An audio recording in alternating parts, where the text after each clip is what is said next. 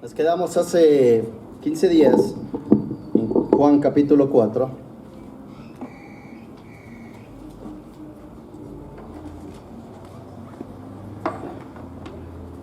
Hablando sobre el encuentro que Jesús tuvo con una mujer samaritana. ¿Cómo era esta mujer? Esta mujer samaritana no tenía lepra, no era paralítica ni ciega, no era manca, no sufría de flujo de sangre, no estaba enferma, no estaba endemoniada, no era un mendigo. Lo que la distinguía era haber nacido en un pueblo rechazado y haber vivido con varios hombres. No sabemos su nombre, ni cuál es su profesión, ni su edad. La Biblia no la menciona en otra parte, más que en este pasaje. Lo que sabemos de ella es lo que está escrito aquí, que es una mujer samaritana que sale por agua en una hora no común, cuando el sol está que quema, ¿no? Como se siente ahorita ya. Está en lo más fuerte. ¿Y por qué sale a esta hora? Por la vergüenza, por no cruzarse con las demás mujeres. Es una mujer que ha tenido varios esposos y estado con otros hombres. Imagínate, así debía estar el chisme alrededor de su vida. Una mujer que por lo mismo se sorprende que este hombre judío rompiera con todo el protocolo al hablarle a una samaritana. Fue común ver a los que se acercaban a Jesús rompiendo todo el protocolo, pero no era común ver a Jesús romper el protocolo. Vemos a una mujer que inoportuna al juez. Vemos al ciego que grita al Hijo de David. A la mujer que empuja y que se abre paso entre la multitud para tan solo tocarle el borde de su manto. Vemos unos hombres que rompen un techo para poder bajar a su amigo paralítico. Pero en este caso es Jesús quien rompe el protocolo. Hablarle a un samaritano, a quienes se les dice perros, y más aún hablarle a una mujer a quienes no se les da o se les desprecia o no se les da el aprecio. Ahora Jesús viene ya de haber recorrido varios kilómetros. Sus pies ya deben de sentirse un poquito pesados, ¿no creen ustedes? El sol está que quema y debían estar a una temperatura como la que estamos ahora, ¿no?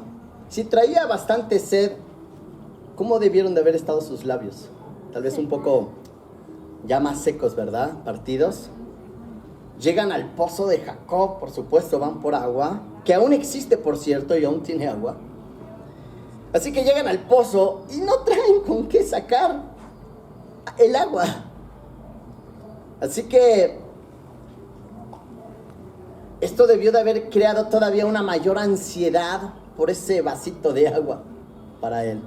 Entonces, mientras él tiene esta ansiedad por un vaso de agua, se presenta esta mujer. Y Jesús comienza a hablarle.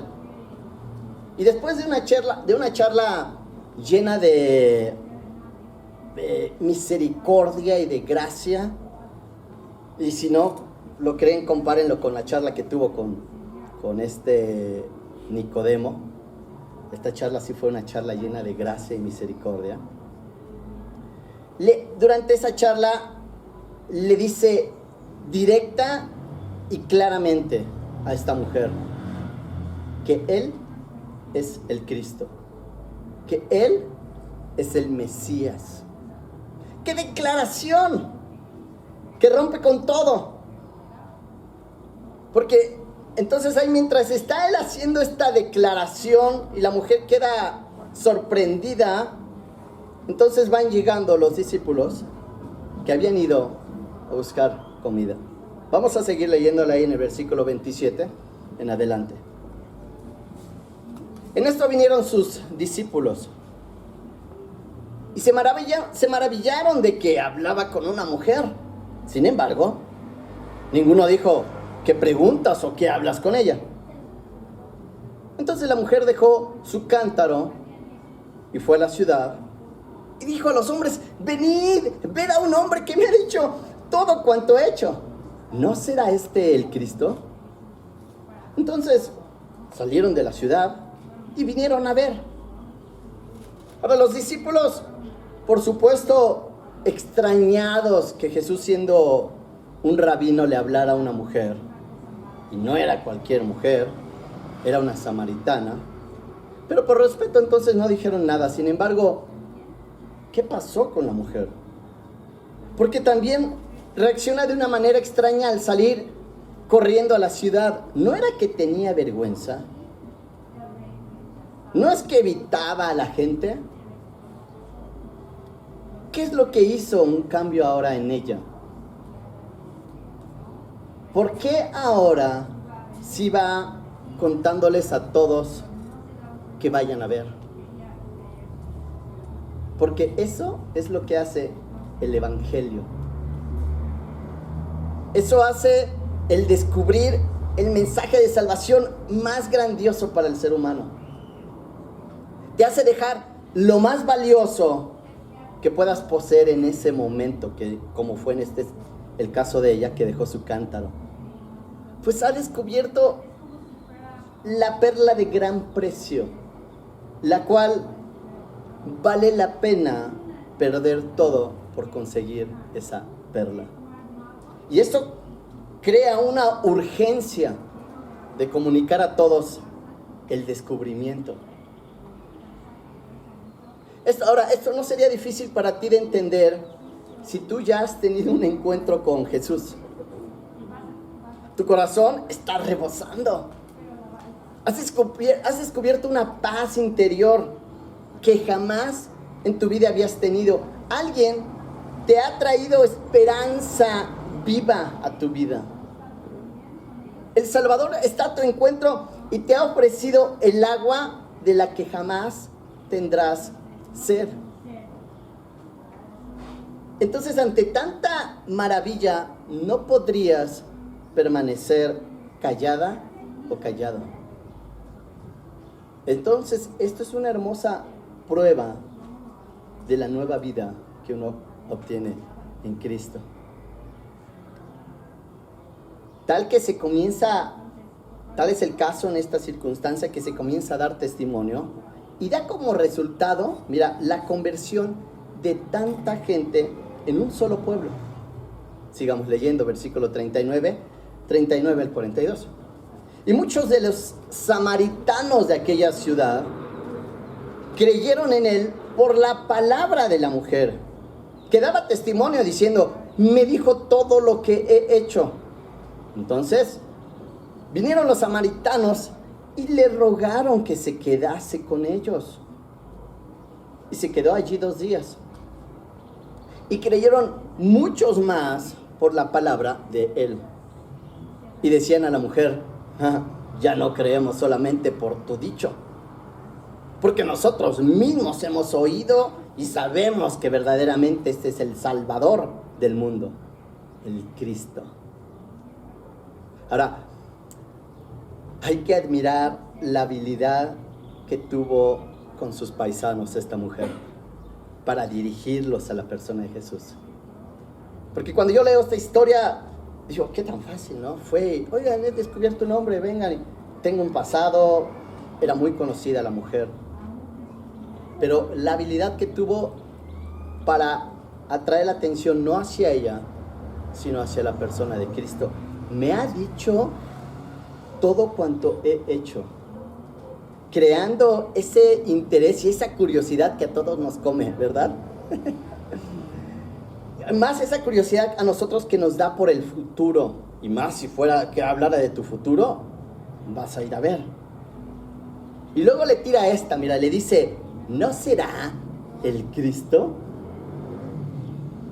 Ahora, su vida entonces debió de haber sido muy conocida en el pueblo. Sin embargo, para evitar ese problema de mala reputación, adoptó la misma táctica que Felipe había usado antes con Natanael. Le dijo, ven y ve. ¿Me explico? La atención era hacia Jesús en el versículo 46. Ahora, entre tanto, versículo 31, entre tanto, los discípulos le rogaban, diciendo, Rabí, come. Pero él les dijo, yo tengo una comida que comer que vosotros no sabéis. Pará. Entonces los discípulos se decían unos a otros, ¿le habrá traído alguien de comer? A lo que por supuesto Jesús les dijo, mi comida es que haga la voluntad del que me envió y que acabe su obra. Mi comida es hacer la voluntad del Padre. Ahora, ¿habría habido algún problema si hubiera dicho, bueno, me echo un taquito nada más y continuamos? No, ¿verdad? No hubiera habido ningún problema, pero él necesitaba hacer manifiesto la gran importancia que es anteponer la voluntad del Padre más que por un taco. Era imperante que nosotros entendiéramos la importancia de hacer la voluntad de Dios antes de cualquier otra cosa. Total, la mujer ya se había ido. Los samaritanos todavía iban a tardar en venir. Pero era importante hacer gran hincapié en esto. Pues para nosotros, hacer la voluntad del Padre normalmente nos cuesta, ¿no es así? Llevarla a cabo nos cuesta porque la carne normalmente siempre crea un rechazo, una resistencia ante la voluntad del Padre. Porque normalmente hacer la voluntad para nosotros del Padre crea una resistencia ante las cosas espirituales. Y era importante entonces que los discípulos lo entendieran y nosotros también.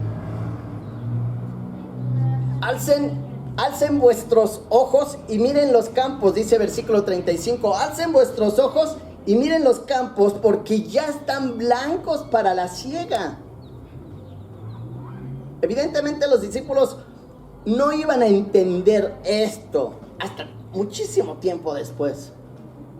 Pero nosotros sí, al leer este pasaje, lo descubriríamos inmediatamente al darnos cuenta del fruto que iba a traer en los siguientes días. Ya en el siguiente día. No solo un pueblo vendría al conocimiento del Salvador, sino que un oficial del rey ya le había llegado el testimonio y vendría a lo lejos para encontrarse con él, con Jesús, solo para rogarle que sanase a su hijo que estaba a punto de morir. Los campos estaban listos para recoger la siega. Ahora, a lo mejor esto no tiene sentido para nosotros que ninguno somos campesinos, ¿verdad? Pero lo que quiere decir es que ya es tiempo de que nosotros pongamos atención más allá de nuestra persona. Porque hay enfrente o cercano a nosotros alguien que está listo para que escuche de Jesús y que no solo por tus palabras, sino por tu testimonio, por lo que Dios hizo a través de tu vida, pueda él venir a Cristo. Cada uno de ustedes tiene una parte que hacer en la obra de Dios. Cada uno de ustedes. No competimos, colaboramos y trabajamos unidos con el mismo fin, con el mismo propósito. Porque el hecho de que hayas conocido a Jesús debería de crear en ti esa inquietud interna de hacerle saber al otro, hay algo maravilloso en mi vida, que no puedo mantener la boca callada, no puedo contener esta sensación de hacértelo saber porque estoy experimentando un sinfín de emociones, de paz, de esperanza, de gozo, de triunfo, de mirar al futuro con esperanza. ¿Me explico? Ahora, si alguno de ustedes no cumple con esa parte, si alguno de ustedes es infiel, si alguno de ustedes se apartara, si alguno de ustedes se quedara callado, la obra comienza a sufrir. Porque otros no están teniendo la misma oportunidad que tú estás teniendo. Porque otros no tienen el mismo don o la habilidad que tú tienes para realizar en ese momento la oportunidad que se te está dando. ¿Me explico? Así que, qué gran fruto. La rivalidad que había entre judíos y samaritanos se está desvaneciendo en estas circunstancias, en este momento. Los samaritanos están llegando a entender y están aceptando a Jesús, y están aceptando que Jesús no era un Mesías únicamente o exclusivamente de los judíos, sino que es el Mesías para el mundo, para ti y para mí. ¡Gloria a Dios! Por eso podemos entender ahora por qué le era necesario pasar por Samaria, ¿no? Así que una vez recogido el fruto, una vez que se cumplió el propósito por el que pasó por Samaria, decide continuar hacia Galilea. Destino que no fue ahorita en el momento que digo, bueno, continuemos. Ya se había trazado con anterioridad. Recuerden, ahí en el versículo 3 del mismo capítulo, salió de Judea y se fue otra vez a Galilea, y le era necesario pasar por Samaria. Así que era un plan que ya se había trazado. Entonces continuamos leyendo del versículo 43 en adelante. 2 días después salió de allí y fue a Galilea, porque Jesús mismo dio testimonio de que el profeta no tiene honra en su propia tierra. Cuando vino a Galilea, los galileos le recibieron, habiendo visto todas las cosas que había hecho en Jerusalén, en la fiesta, porque también ellos habían ido a la fiesta. Ahora, ¿por qué tomó la decisión Jesús de regresar a Galilea? Esa es la pregunta. Simplemente porque evitó el peligro de que siguiera ganando fama. Ya lo mencionamos en otros domingos. Porque esto precipitaría el tiempo de su muerte. Ya estaba creándose tanta fama que iba a crear un conflicto con los judíos, y eso iba a precipitar o iba a acelerar el tiempo de que quisieran matarlo. Entonces, por eso la frase de ahí que dice que el profeta no es profeta en su propia tierra. Es decir, regresemos a Galilea, ahí no tengo problema por mi fama. ¿Me explico? Porque tendemos, el ser humano, a darle mayor atención a un extranjero que a nosotros mismos, ¿no es así? Es el rayo natural. Voy yo a Uruguay y era como, ay, el mexicano, pero vengo acá y nadie me pela. Claro que no, no se entiende. Así que, por eso esta frase del profeta no tiene honra en su propia tierra, porque ahí no crecería más su fama. Aunque los galileos ahí dice que le recibieron bien, habiendo visto todas las cosas que había hecho en Jerusalén, eso no significa que era para salvación. ¿Me explicó? No lo recibieron como, llegó el Salvador. No. ¿Qué piensan ustedes que era si no era para salvación? Pues llegó este famoso ahí, el que está teniendo ahí, vamos a ver qué trae. Pero no encontraría fruto en Galilea. Pero sí un hombre le estaría buscando, un oficial del rey, nos dice, que vivía en Capernaum, o sea, ahí cerca, es parte de Galilea. Y este hombre, al escuchar que Jesús está ahí, iría a su encuentro. Versículo 46 en adelante. Vino pues Jesús otra vez a Caná de Galilea, donde había convertido el agua en vino, para recordarnos, ese era el lugar. Y había en Capernaum un oficial del rey, cuyo hijo estaba enfermo.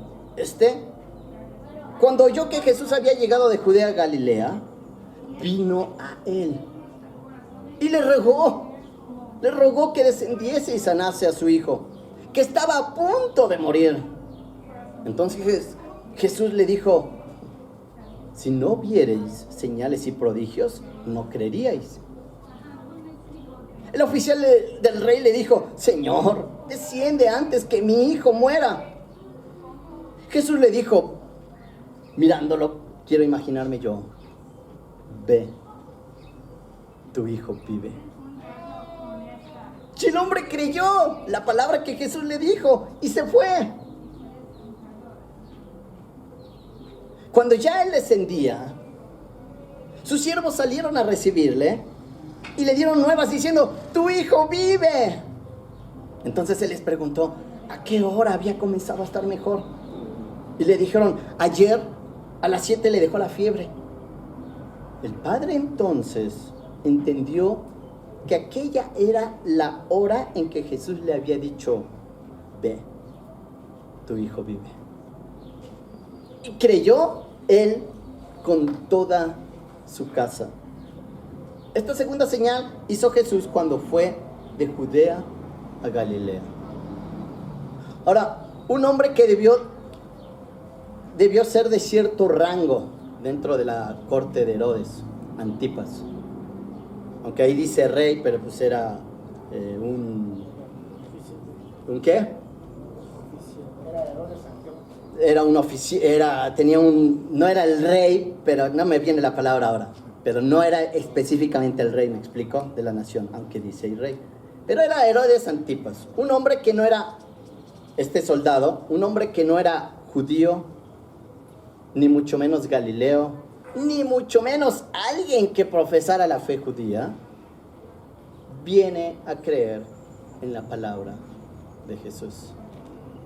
La importancia del testimonio, cómo puede trascender más allá de nuestro círculo.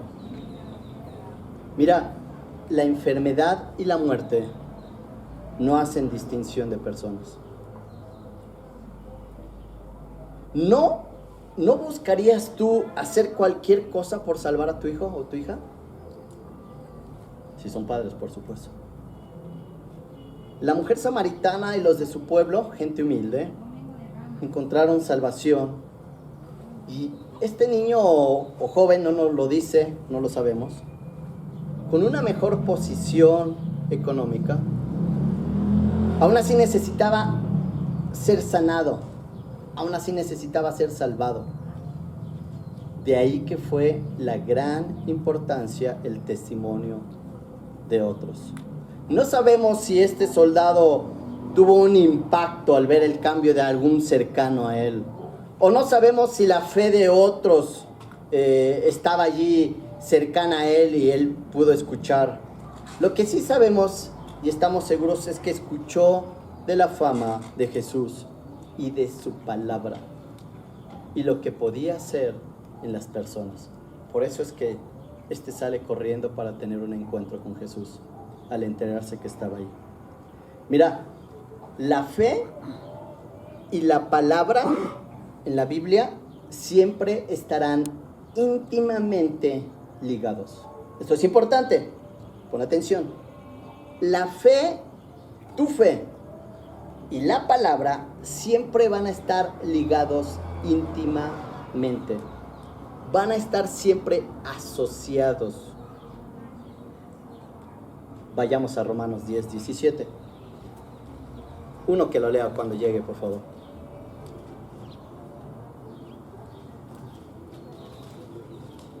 Fuerte.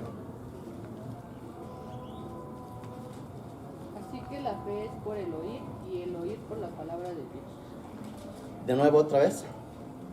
Así que la fe es por el oír y el oír por la palabra de Dios. Una más. Así que la fe es por el oír y el oír por la palabra de Dios. Esto significa que tu fe provino ¿de dónde? La fe es la respuesta del hombre a Dios. A Dios. No, porque tú podrías poner tu fe en cualquier otra cosa. ¿No es así? En el dinero, en el trabajo, en una persona. Pero no sería para salvación. Podrías poner tu fe que el elevador te va a llevar al 6º piso. Pero no es para salvación. ¿Y lo crees? Sinceramente. podrías tú poner tu fe genuinamente en algún budista por ahí, en algún santo por allí, pero no sería para salvación. Y es una fe genuina, pero por eso tu fe puesta en la palabra de Dios, en lo que dice, la fe puesta en Jesús, te trae salvación. Mira lo que dice Judas en su único capítulo que escribió, en el versículo 3. El primero que llegue, que lo lea, por favor. Judas en el versículo 3. Dice así, en esta parte del versículo: contiendan ardientemente, contiendan con ardor por la fe que nos ha sido dada a los santos, porque sin fe es imposible agradar a Dios. Entonces Jesús aprovecha esta ocasión para enseñarnos a todos nosotros un principio fundamental. La verdadera fe debe apoyarse en su palabra. Tú me puedes decir que eres una mujer o un hombre de fe, pero yo, mientras no veamos con actitudes, con cambios, esa no será una fe genuina. Porque la fe te va a llevar a hacer cambios. La fe te va a llevar a la acción. La fe debe de transformar tu vida. La fe te va a llevar a querer hablar a otros de Jesús.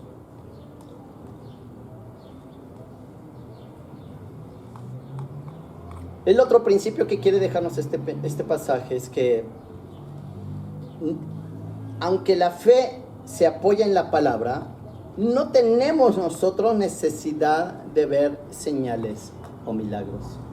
Por eso el encuentro de Jesús con este soldado, y lo primero que le dice: ustedes necesitan ver señales y prodigios para creer. Antes de que el soldado le dijera otra cosa más, ¿me explicó? Por eso a la mujer samaritana le dice: che, ve a decirle a tus hombres, a tu esposo. Porque era necesario confrontarlos en su fe, en ambos casos. Era necesario confrontarlos haciéndoles saber que no es necesaria tener una fe genuina viendo para creer. Porque esto es algo que vemos hasta el día de hoy, ¿no es así? ¿No lo escuchamos? Muy común, hasta no ver, no creer. Esos que creen ahí en la Biblia, puras fantasías creen. Porque necesitan ver para creer. Y era imperante, era necesario Jesús dejarnos este principio: que tu fe no depende de lo que ves. Cuando tú pusiste en Jesús, tu fe en Jesús, no vistes nada de estos sucesos, pero creíste. Y dice que eres más bienaventurada y más bienaventurado que aquellos que vieron y creyeron. La fe que Dios espera de nosotros, mira, eso no significa que sea un salto al vacío. ¿Me explico? La fe que Dios espera de nosotros no significa que tengas un suicidio intelectual, porque ese es un error de muchos creyentes cristianos, que al poner tu fe necesitas, hacer a un lado todo el conocimiento que adquiriste. No es así. No significa que se trata de algo, tu fe, de algo irracional. De hecho, la Biblia no nos dice que creamos que Jesús resucitó, sino que nos relata la historia de la resurrección junto con el testimonio de aquellos que lo vieron. Y te invitó y nos invita a examinar esto y a buscar la verdad. Y tú decidiste si creíste o no. ¿No es así? ¿O vino Dios y te torció el brazo? Es una invitación, porque Dios quiere que le sigamos, porque le crees. Así que no tienes que luchar para venir a Dios pensando que tienes que dejar todo tu conocimiento a un lado. que sea una fe vacía, no es así.